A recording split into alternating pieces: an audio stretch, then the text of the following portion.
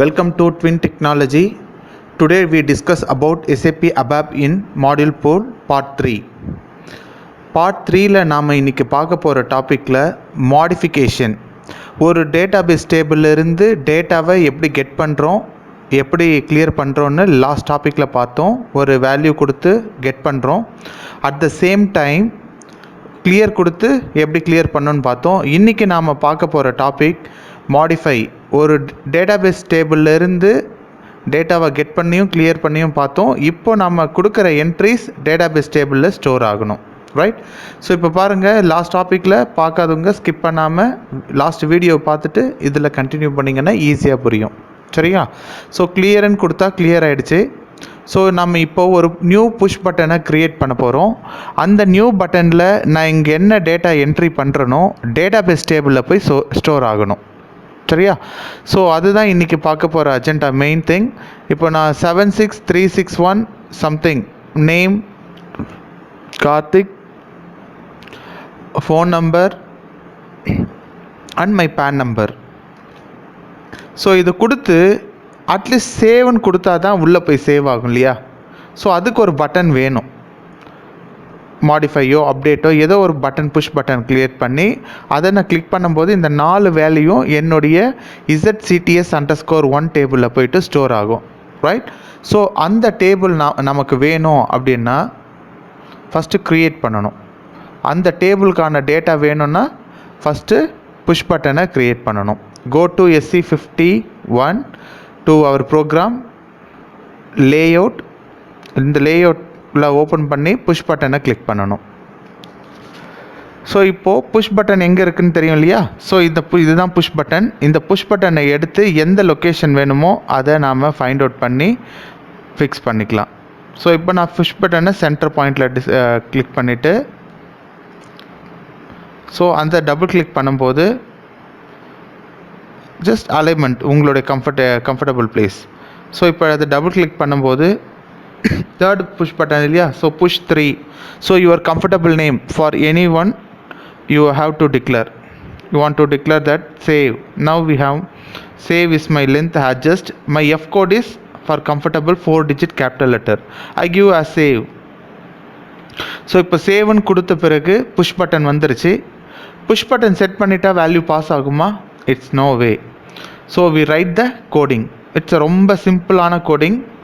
So how to write the coding declaration in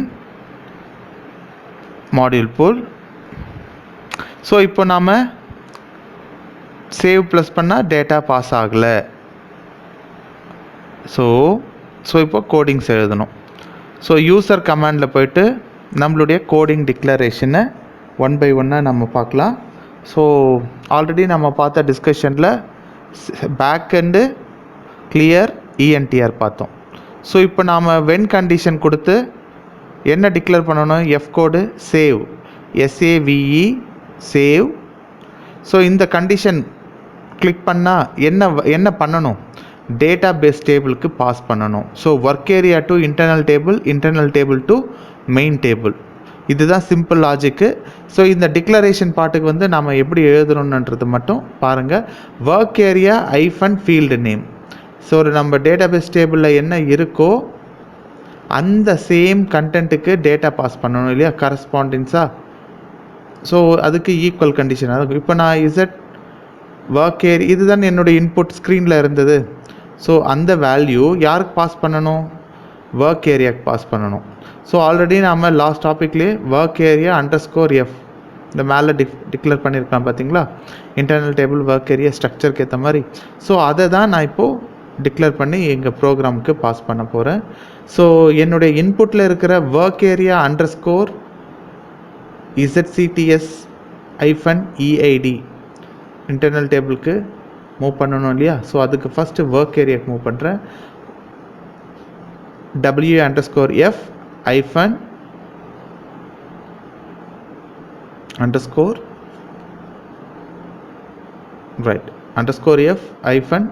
-CEID ஈக்குவலுக்கு முன்ன பின்ன space விடணும். So இப்போ நெக்ஸ்ட்டு டாட். அடுத்த கமாண்ட் அப்படியே காப்பி பண்ணி போட எடிட் பண்ணிக்கலாம். So just for your reference so main thing இதில் என்னென்னா ஒர்க் ஏரியா டேட்டாவை பாஸ் பண்ணணும். இன்புட்டில் கொடுக்குற ஒர்க் ஏரியாவிலேருந்து இந்த ஒர்க் ஏரியாவுக்கு மூவ் பண்ணணும். ரைட், இதுக்கு புரியல அப்படின்னா லாஸ்ட் டாப்பிக்கை நீங்கள் டிஸ்கஸ் பண்ணியிருந்தால் ஈஸியாக அண்டர்ஸ்டாண்ட் ஆகும். ஸோ எல்லாமே இது ஷார்ட்டாக சொல்கிறதுன்னா ரீகேப்பில் தான் இப்போ திரும்பவும் டேட்டாஸை நான் கெட் பண்ணுற மாதிரி டிக்ளேர் பண்ணிகிட்ருக்கேன். So just adjustment. ஸோ எப்போவுமே ப்ரோக்ராமை அங்கே ப்ரிட்டி பேட்டர்ன் கொடுத்தீங்கன்னாலும் கிளியராக பேட்டர்ன் ஆகும். அப்படி இல்லைன்னா நீங்களே டிக்ளேர் பண்ணுங்கள் ப்ராப்பராக. Right, so come to the point. Second data என்ன பாஸ் ஆகணும்? E name. ஸோ இங்கேயும் E name, CDS employee E name, CDS employee phone number. So இங்கேயும் ஃபோன் நம்பர் தான் மூவ் பண்ணணும். PHON. ஓகே, அடுத்ததான் நம்ம பார்க்க போகிறது பேன். ஸோ இந்த டேட்டாவும் பேன் பண்ணிட்டோம். ரைட், ஸோ இப்போ எல்லா டேட்டாவும் ஒர்க் ஏரியாவில் தான் இருக்கு இல்லையா? PAN. ஸோ இதுக்கு முன்னாடி MANDTன்னு ஒரு ஃபீல்டு இருந்தது இல்லையா? அது எப்போவுமே 8000 டெஸ்டிங் சர்வரில் நம்ம என்ன ஸ்ட்ரக்சர் போட்டிருக்கோம் இல்லையா? So MANDT work area _F MANDT equal to single கொட்டேஷனில் நான் டிஃபால்ட்டாக 800, ஏன்னா ஒவ்வொரு முறையும் நான் இன்புட்டில் டைப் பண்ணலாங்க. ஸோ 800 கொடுத்து சேவ் பண்ணுறேன். ஸோ ஓகே, எல்லாமே இப்போ ஒர்க் ஏரியாவில் வேல்யூஸ் இருக்கு இல்லையா? ஸோ இதை எங்கே பாஸ் பண்ணணும்? அதனுடைய இன்டர்னல் டேபிளுக்கு பாஸ் பண்ணி அந்த இன்டர்னல் டேபிளில் இருந்து நான் மாடிஃபை கண்டிஷனில் கொடுக்குறேன். So first work area _F என்ன கண்டிஷனில் எழுதணும்? அப்பண்ட். ஸோ எதுக்காக அப்பண்ட் பண்ணுறோன்னா 1 by 1 டேட்டாவை சிங்கிள் டேட்டா தான் எல்லாமே. ஸோ அதனால் சிங்கிள் வேல்யூவை இன்டர்னல் டேபிளுக்கு பாஸ் பண்ணுறேன். So append work area to through internal table. Right, so இப்போது கிளியர் கொடுக்கணும், ஏன்னா ஒவ்வொரு ஒர்க் ஏரியா பாஸ் ஆகும் இல்லையா? ஸோ சிங்கிள் டேட்டா இது ப்ராப்ளம் கிடையாது. டேபிள் விசார்ட் வரும்போதெல்லாம் கிளியராக டிக்ளேர் பண்ணோம் இல்லையா? ஸோ அதனுடைய ப்ராக்டிஸ்க்கு தான் கிளியர் கண்டிஷன் எப்போவுமே கொடுக்க ஆரம்பிக்கணும். ரைட், ஸோ நெக்ஸ்ட்டு நாம் கொடுக்க போகிற நெக்ஸ்ட் கண்டிஷன் மாடிஃபை. மாடிஃபை எதுக்காக? நம்ம டேட்டாபேஸ் டேபிள்லேருந்து அந்த டேபிளுக்கு மாடிஃபை பண்ணுறோம். ஸோ ஏதோ ஒரு இன்புட் அதுக்கு ஆட் பண்ணுறோம். So modify database table from எந்த டேபிள்லேருந்து ஆரம்பிக்கணும்? Internal table. ஸோ அதை டிக்ளேர் பண்ணணும். ஏன்னா மாடிஃபை கண்டிஷன் ரொம்ப ரொம்ப இம்பார்ட்டன்ட் டாபிக். மாடிஃபைன்ற கான்செப்ட் வீடியோ ரிப்போர்ட் ப்ரோக்ராமில் பண்ணோம் இல்லையா? ஸோ அதை நல்லா கவனிங்க. அப்போ தான் இந்த ப்ரோக்ராமில் ஈஸியாக மாடிஃபை நான் கொடுத்ததுக்கு எக்ஸாம்பிளாக ஈஸியாக அண்டர்ஸ்டாண்ட் ஆகும். ஸோ ரியல் டைம்லேயும் இந்த மாதிரி தான் டேட்டாஸ் எல்லாமே பாஸ் பண்ணிகிட்ருப்பாங்க. ரைட், உங்களுடைய சினாரியோக்கு ஏற்ற மாதிரி நீங்கள் டேட்டாவை வேறு ஃபங்க்ஷனல் கன்சல்டன்ட் டேபிள்லேருந்து டேட்டாவை பாஸ் பண்ணுவீங்க. Right, so work area pass to internal table. Now internal table to main table. Modify main table from the table of our internal table. So இப்போ பண்ணிவிட்டு சேவ் செக் ஆக்டிவ் கொடுக்கணும். So எப்போவுமே save check active கொடுக்காமல் போனீங்கன்னா it's a first error. Execution அப்போ load ஆகும். Few minutes will be run time, much time will be take. So work area to internal table pass பண்ணியாச்சு, internal table to main டேபிளுக்கு pass பண்ணியாச்சு. Right, so doubts எதுவும் இல்லை, clear இல்லையா? So ஏன்னா இந்த அப்பண்ட் ஸ்டேட்மெண்ட்ஸ் தான் அதிகமாக நாம் மாடிஃபை, அப்பண்ட்ஸு, இன்சர்ட்டு, டெலிட்டு இந்த மாதிரி கண்டிஷன்ஸ் எல்லா டாப்பிக்லையும் நம்ம யூஸ் பண்ணுவோம். ஸோ டிக்ளரேஷன் டைப்பு ப்ராப்பராக பண்ணணும். அப்பண்ட்னா 2 கொடுக்கணுங்க. ரைட், ஸோ இப்போ சேவ் செக் ஆக்டிவ் பண்ண பிறகு என்ன டிக்ளேர் பண்ணணும்? ஸோ இருங்க அட்ஜஸ்ட் பண்ணிக்கிறேன். அலைன்மெண்ட் எல்லாமே கிளியராக இருந்தால் தான் ஒரு டெவலப்பருக்கு ப்ரெசன்டேஷன் முக்கியம். Right, so save check active பண்ண பிறகு நம்மளுடைய ஸ்க்ரீன்லேயும் சேவ் செக் ஆக்டிவ் பார்த்துடலாம். நம்மளுடைய ப்ரோக்ராம்லேயும் சேவ் செக் எல்லாத்துலேயும் காமனாக செக் பண்ணிவிட்டு நம்மளுடைய T கோடில் எக்ஸிக்யூட் பண்ணி பார்க்கலாம். ஸோ அவுட்புட்டு நான் என்டர் பண்ணுற டேட்டா SC11 போயிட்டு ஸ்டோர் ஆகணும். ரைட், ஸோ என்னோடய ஸ்க்ரீனில் எல்லாமே கரெக்டாக இருக்கான்னு நான் செக் பண்ணிக்கிறேன். ஸோ இப்போ நான் என்ன பண்ண போகிறேன்னா ஓவராலாக சேவ் செக் ஆக்டிவ் கொடுத்துட்டு ஆக்டிவ் இருக்குது. ஸோ எங்கே பார்க்கணும்? கீழே பார்க்கணும். இதில் நம்மளுடைய டேபிள் தானான்னு ஒன்ஸ் எல்லாமே கிளியராக பார்த்துட்டு now save check active, 1 step back. So நம்மளுடைய program name what is our T code program T code அந்த ப்ரோக்ராம்க்கான T கோட் என்ன ZCTS2. ஸோ ZCTS2 கிளிக் பண்ணி இல்லை நம்ம அந்தந்த ப்ரோக்ராமுக்கு ரிலவெண்ட்டாக நம்ம T கோடில் என்ன செட் பண்ணியிருக்கோமோ அதனுடைய T கோடை என்ட்ரு பண்ணும்போது உங்களுக்கு ரைட். ஸோ எல்லாமே கரெக்டாக இருக்கான்னு செக் பண்ணிக்கோங்க. ஒன்ஸ் SE93ல் இன்னொரு ஆப்ஷன் அடுத்த பார்ட்டில் வந்து ஈஸி டெக்னிக் சொல்லித்தரேன். SE80ல் டைரெக்டாக பண்ணுற மாதிரி.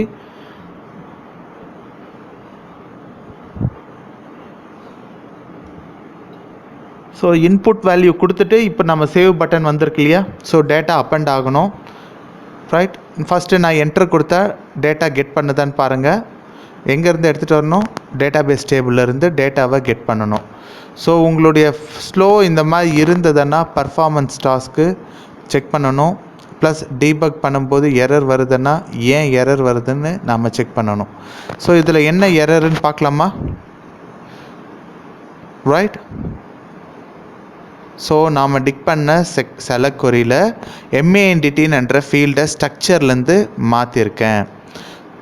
லாஸ்ட் டாப்பிக்கில் உங்களுக்கு டிக்ளேர் பண்ணும்போது MANDT இல்லாமல் கொடுத்துருந்தேன் இல்லையா. ஸோ இப்போ நான் MANDTன்னு சொல்கிற ஒரு ஃபீல்ட் இன்செர்ட் ரைட் டேட்டாபேஸ் டேபிள்லேருந்து கெட் பண்ணுறதுக்காக நம்ம வேல்யூ எடுக்கிறோம் இல்லையா. ஸோ நம்ம ப்ராப்ளம்ஸ் அதிகமாக வரணுங்க கோடிங்ஸ் போடும்போது, அப்போ தான் எக்ஸ்பீரியன்ஸ் நல்லா ஆக முடியும். நான் இங்கே பாருங்கள் ஸ்ட்ரக்சர் 5 போட்டிருக்கேன், இங்கே 4 தான் என்ட்ரு பண்ணியிருக்கேன். ரைட். ஸோ இங்கே MANDTன்ற ஃபீல்டையே விட்டுட்டேன். ஸோ அதுக்காக தான் ஏன்னா நம்ம டேட்டாபேஸ் டேபிள் காப்பி சேவ் பண்ணும்போது MANDT இல்லாமல் பண்ண முடியாது இல்லையா. ஸோ ஸ்ட்ரக்சரும் வேரி ஆகுது இல்லையா. லாஸ்ட் டாப்பிக்கில் எடுத்த டாபிக் வந்து இன்டர்னல் டேபிள் டிக்ளரேஷன் வந்து டைரெக்டாக பண்ணும்போது MANDT இல்லை. இப்போ நம்ம ஸ்ட்ரக்சரில் ஆட் பண்ணியிருக்கோம். ஏன்னா டேட்டாபேஸ் டேபிளில் 5வது ஃபீல்டு ஃபஸ்ட்டு ஃபீல்டு வந்து MANDT இருக்குது. ஸோ இப்போ என்ன பண்ணணும், கோ டு நம்மளுடைய டேபிள் டிக்ளரேஷன் இருக்கு இல்லையா. ஸோ அங்கே போய்ட்டு நம்ம இதை கால் பண்ணி கொண்டு வரலாம். ஸோ இதை கால் பண்ணி கொண்டு வரணும் அப்படின்னா உங்களுக்கு டிக்ளரேஷன் டைப் தெரிந்தால் டைரெக்டாக டிக்ளேர் பண்ணுங்கள். அப்படி இல்லை அப்படின்னா நீங்கள் டைரெக்டாக டேபிளை கால் பண்ணி அந்த ஃபீல்டை கொண்டு வரலாம். ரைட். ஸோ இப்போ நான் என்ன பண்ண போகிறேன் பாருங்கள். என்னுடைய ஸ்ட்ரக்சரில் ஃபஸ்ட்டு டேபிள் என்ன இருக்குது, இந்த ஃபீல்டு மிஸ்ஸிங் 5 இருக்குது. ஸோ என் செலக்ட் கொரியில் 4 தான் எழுதியிருக்கேன் லாஸ்ட் டாப்பிக்கில் எடுத்ததில்.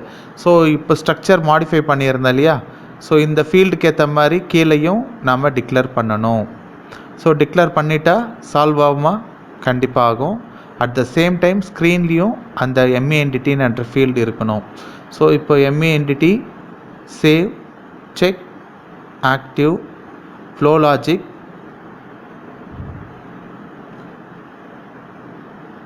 One step back flow logic. இங்கே பாருங்கள் MANDTன்ற ஒரு இன்புட் இல்லை.